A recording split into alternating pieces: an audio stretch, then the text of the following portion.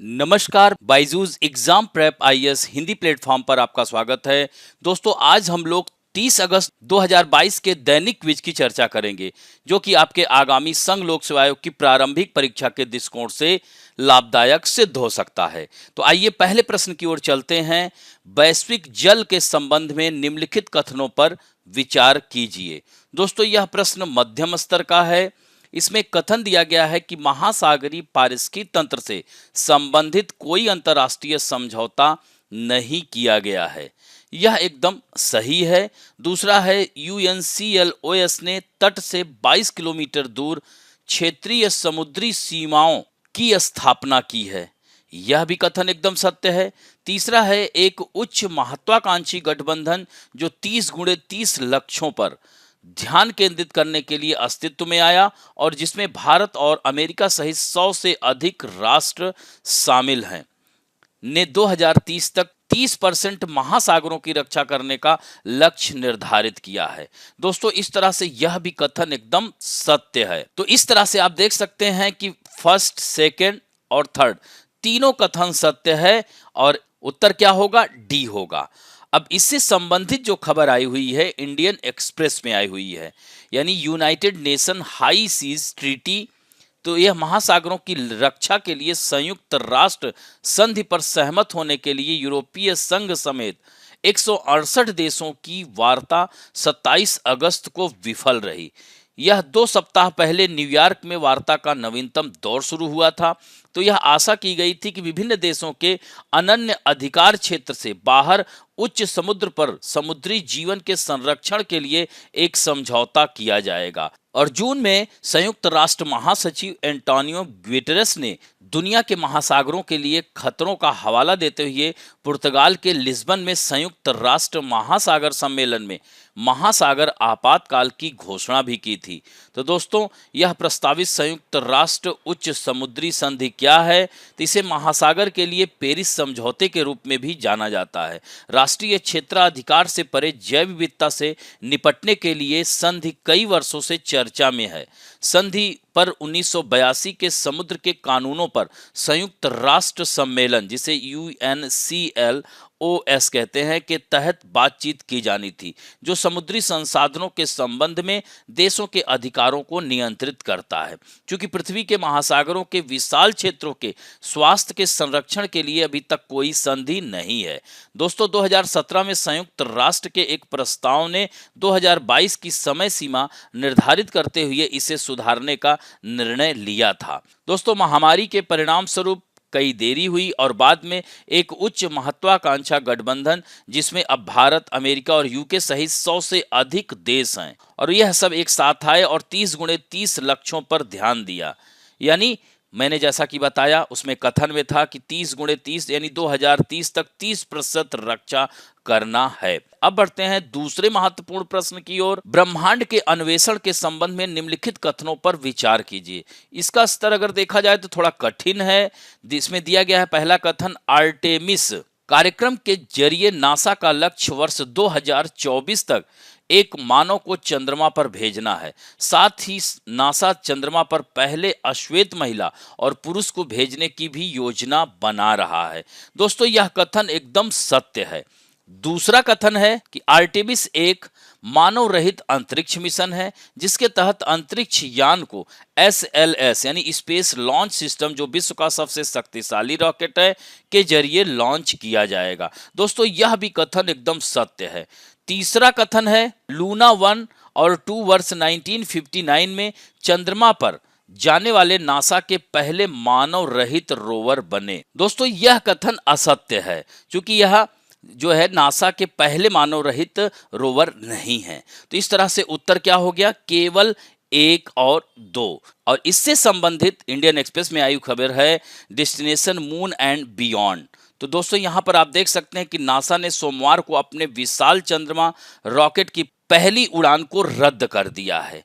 इस चित्र के माध्यम से आप देख सकते हैं, यहां पर आप देख सकते हैं कि कैसे departure the Orion spacecraft and the space launch system rocket will lift off from the Kennedy space centre in Florida. दोस्तों फ्लोरिडा कहाँ है? तो अमेरिका का फ्लोरिडा प्रांत दक्षिणतम, यहाँ पर कैनेडी स्पेस सेंटर है, यहीं से यह डिपार्चर हुआ था। और दोस्तों ये देख सकते हैं रिटर्न की भी, और मून ऑर्बिट में आप देख सकते हैं कि Orion will orbit the moon about 43,000 miles above the moon surface. तो यह उत्सुकता से प्रतीक्षित अंतरिक्ष मिशन का प्रक्षेपण, जिसे अंतरिक्ष अन्वेषण में एक नए युग की शुरुआत में के रूप में देखा जा रहा है, को सोमवार शाम को रोकना पड़ा, क्योंकि इंजीनियर रॉकेट के 4 में से एक में तरल हाइड्रोजन के अपर्याप्त प्रवाह से जुड़ी समस्या को हल करने में असमर्थ थे। और दोस्तों नासा के आर्टेमिस 1 मिशन का उद्देश्य यह है कि चंद्रमा की खोज करना, जिसका उद्देश्य मानव को चंद्र सतह पर और संभवतः उससे आगे मंगल और अन्य जगहों पर वापस लाना है। नासा ने यह नहीं बताया कि वह मिशन को फिर से कब लॉन्च करने का प्रयास करेगा। अब बढ़ते हैं दोस्तों तीसरे महत्वपूर्ण प्रश्न की ओर। परमाणु हथियारों के संबंध में निम्नलिखित कथनों पर विचार कीजिए। यह थोड़ा सा सरल प्रश्न है। 1970 में की गई एनपीटी संधि की पक्षकार पार्टियां हर 5 साल में संधि के कार्यान्वयन की समीक्षा करती हैं। दोस्तों यह कथन एकदम सत्य है। दूसरा है भारत व्यापक परीक्षण प्रतिबंध संधि का हस्ताक्षर करता नहीं है। यह भी कथन एकदम सत्य है। और दोस्तों तीसरा कथन है भारत आंशिक परीक्षण प्रतिबंध संधि का हस्ताक्षर करता है।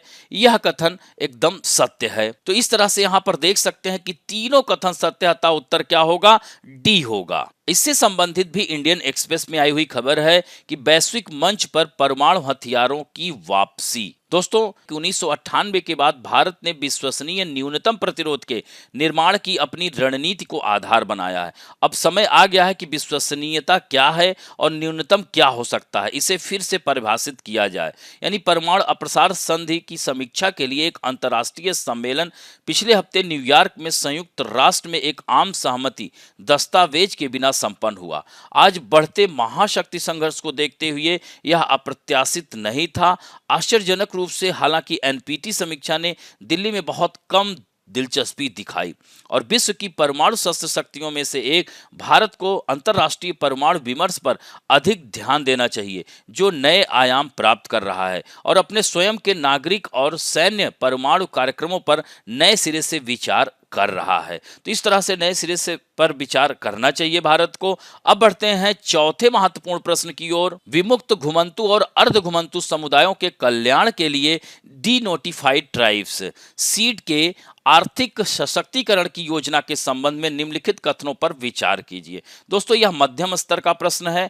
पहला कथन है कि डी नोटिफाइड ट्राइब शब्द उन समुदायों के लिए किया जाता है जिन्हें एक बार 1871 और 1947 के बीच ब्रिटिश राज द्वारा लागू आपराधिक जनजाति अधिनियम के तहत अधिसूचित किया गया था।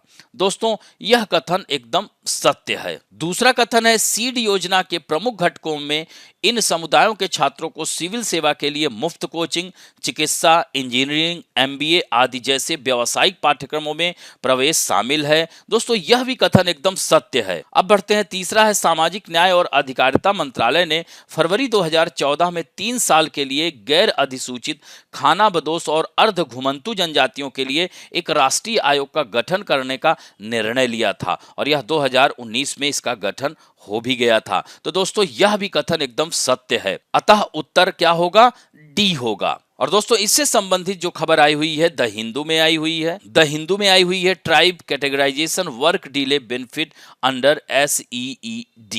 तो यहाँ पर देख सकते हैं कि सामाजिक न्याय और अधिकारिता मंत्रालय ने विमुक्त जनजातियों के आर्थिक सशक्तिकरण की योजना, जिसे SEED कह रहे हैं, शुरू की है। तो इस योजना का उद्देश्य है कि छात्रों को मुफ्त प्रतियोगी परीक्षा, कोचिंग, स्वास्थ्य, आजीविका के माध्यम से समुदायों के आवास तथा उत्थानों के समूह के लिए वित्तीय सहायता प्रदान करना। और दोस्तों यहाँ पर देख सकते हैं कि 5 वित्तीय वर्षों में खर्च करने के लिए 200 करोड़ रुपए आवंटित किए गए हैं। तो डी नोटिफाइड घुमंतु और अर्ध घुमंतु जनजातियां सबसे अधिक उपेक्षित और हाशिए पर रही हैं। दोस्तों यह सामाजिक रूप से सबसे पिछड़ी जातियां हैं। इनमें से अधिकांश पीढ़ियों से निराश्रित जीवन जी रहे हैं। अभी भी अनिश्चित और अंधकारमय भविष्य के साथ ऐसा ही हो रहा है। तो दोस्तों यह जनजातियां किसी तरह हमारे विकासात्मक ढांचे के ध्यान से बच गई हैं, जिस कारण यह जनजातियां अनुसूचित जाति और जनजातियों की तरह सहायता प्राप्त करने से वंचित रह गई हैं। तो दोस्तों इन्हें इसीलिए 2014 में 3 वर्ष की अवधि के लिए विमुक्त घुमंतु और अर्ध घुमंतु जातियों के लिए एक राष्ट्रीय आयोग के गठन का निर्णय लिया गया था। और दोस्तों राष्ट्रीय आयोग की सिफारिशों के आधार पर सामाजिक न्याय और अधिकारिता मंत्रालय ने इनके लिए 2019 में विकास और कल्याण बोर्ड का गठन भी किया है। अब बढ़ते हैं दोस्तों 2011 में आया हुआ प्रश्न है, हाल ही में आइल जयपर समाचार में था, यह क्या है? यह तैलीय कीचड़ और तेल के बचाव के लिए एक पर्यावरण के अनुकूल तकनीक है या समुद्री तेल की खोज के तहत विकसित नवीनतम तकनीक है? यह एक आनुवांशिक रूप से इंजीनियर उच्च जीव ईंधन उपज देने वाली मक्का की किस्म है या तेल कुएं से आग की लपटों को नियंत्रित करने की यह नवीनतम तकनीक है? तो दोस्तों यह होगा, यह तैलीय और कीचड़ तथा तेल फैल के बचाव के लिए एक पर्यावरण के अनुकूल तकनीक है। अतः उत्तर क्या होगा? ए सही होगा। तो दोस्तों यहाँ पर आप देख सकते हैं कि आइल जयपर जिसे TRI द्वारा विकसित किया गया, आंशिक रूप से DBT जैव प्रौद्योगिकी विभाग विज्ञान प्रौद्योगिकी मंत्रालय भारत सरकार द्वारा समर्थित है। आइल जयपर कच्चे तेल और तेल कीचड़ यानी तेल रिफाइनरियों द्वारा उत्पन्न एक खतरनाक हाइड्रोकार्बन अपशिष्ट में मौजूद हाइड्रोकार्बन यौगिक पर फीड करता है और उन्हें हानि रहित कार्बन डाइऑक्साइड और पानी में परिवर्तित करने का कार्य करता है। तो आइल जयपर की विशेषता जैव मैत्रीपूर्ण तरीके से निहित है, जिसमें यह तैलीय कीड़ों को डिटॉक्स करने का काम करता है तथा तेल स्लैग्स को यह क्लीन करता है। तो आइल जयपर कैसे काम करता है? तो 5 अलग अलग बैक्टीरिया के उपभेद हैं जिन्हें स्थिर किया जाता है और एक वाहक सामग्री जिसे पाउडर कॉर्न कोब के साथ इसको मिक्स किया जाता है और जीवित जीवाणुओं के इस मिश्रण को तेल जयपर या आइल जयपर कहते हैं। तो आइल जयपर कच्चे तेल में मौजूद जो हाइड्रोकार्बन होते हैं उसके यौगिक जो होते हैं उसे ऑयल रिफाइनरी के द्वारा उत्पन्न खतरनाक हाइड्रोकार्बन कचरे को तेल कीचड़ के रूप में जाना जाता है और उन्हें हानि रहित CO2 और जल में उसे परिवर्तित करते हैं। तो आइल जयपर के बड़े करीने से बांध पॉलीथीन बैग में इसे पैक किया जाता है। तो इस तरह से यह महत्वपूर्ण है। अब बढ़ते हैं दोस्तों आज के फैक्ट ऑफ द डे में 5G आर्किटेक्चर की हम बात करेंगे। इंडियन एक्सप्रेस में आई हुई खबर है। चर्चा यही है कि रिलायंस इंडस्ट्री के अध्यक्ष प्रबंध निदेशक मुकेश अंबानी ने यह कहा है कि रिलायंस जियो 24 अक्टूबर को दिवाली के दिन देश के चुनिंदा शहरों में स्टैंड अलोन 5G सेवाएं शुरू करेगी। तो 5G की शुरुआत करने के लिए जियो ने 4 मेट्रो शहरों दिल्ली, मुंबई, कोलकाता और चेन्नई में यह घोषणा की है। तो दोस्तों इसके लिए करीब 2 लाख करोड़ रुपए के निवेश की प्रतिबद्धता भी जताई है। अब आती है बात स्टैंड अलोन 5G आर्किटेक्चर है क्या? तो दोस्तों स्टैंड अलोन 5G आर्किटेक्चर इसका मतलब यही है कि रिलायंस जियो कि 5G की सर्विस जो निर्भरता उसकी 4G नेटवर्क पर अब नहीं होगी। स्टैंड अलोन 5G की मदद से रिलायंस जियो की सेवाएं बहुत ही शक्तिशाली हो जाएंगी। इसमें कम latency connectivity, 5G voice, edge computing, network slicing और मेटावर्स जैसे फायदे मिलेंगे। दोस्तों रिलायंस ने यह भी कहा है कि ज़्यादातर अभी तक टेलीकॉम कंपनियां 5G सेवाएं देने के लिए non stand alone 5G architecture का इस्तेमाल कर रही हैं और यह असल में 5G रेडियो सिग्नल होता है जिसे पहले से मौजूद 4G इंफ्रास्ट्रक्चर पर डिलीवर किया जाता है। दोस्तों स्टैंड अलोन 5G आर्किटेक्चर में 5G new radio NR access network का इस्तेमाल किया जाता है। इससे LTE network 4G wireless communication के इस्तेमाल की जरूरत नहीं रह जाती। रिलायंस जियो ने यह भी बताया कि non stand alone 5G architecture के इस्तेमाल से भी 5G सेवाएं लॉन्च की जा सकती हैं, लेकिन इससे ओरिजिनल 5G सेवाएं जैसे क्वालिटी नहीं मिलेगी। तो यहाँ पर आप देख सकते हैं नॉन स्टैंड जो अलोन 5G है, हमने बताया ही कि यह 4G पर डिलीवर किया जाता है। तो क्या दूसरे देशों के द्वारा भी स्टैंड अलोन 5G का इस्तेमाल हो रहा है? तो 5 देशों में कम से कम 7 टेलीकॉम कंपनियां स्टैंड अलोन 5G नेटवर्क का इस्तेमाल कर रही हैं। उदाहरण के लिए चीन में चाइना मोबाइल, चाइना टेलीकॉम और चाइना यूनिकॉम इस टेक्नोलॉजी का इस्तेमाल कर रही हैं। अमेरिका में भी 2 T-Mobile ने stand alone 5G network launch किया है। दक्षिण अफ्रीका, कोलंबिया, हांगकांग, सऊदी अरब और ऑस्ट्रेलिया में कंपनियां स्टैंड अलोन 5G नेटवर्क का इस्तेमाल कर रही हैं। तो इस तरह से यह रिलायंस के द्वारा शुरू किया गया बहुत ही महत्वपूर्ण और हमारे देश का डिजिटल इंडिया का जो मिशन है वह बहुत अच्छे से कह सकते हैं जारी रहेगा। तो इस तरह से अब आज का अंक यहीं समाप्त करते हैं। आशा करता हूं कि आज का वीडियो आप लोगों को अच्छा लगेगा। यदि अच्छा लगे तो प्लीज़ लाइक शेयर सब्सक्राइब और बेल आइकन दबाना ना भूलें। धन्यवाद।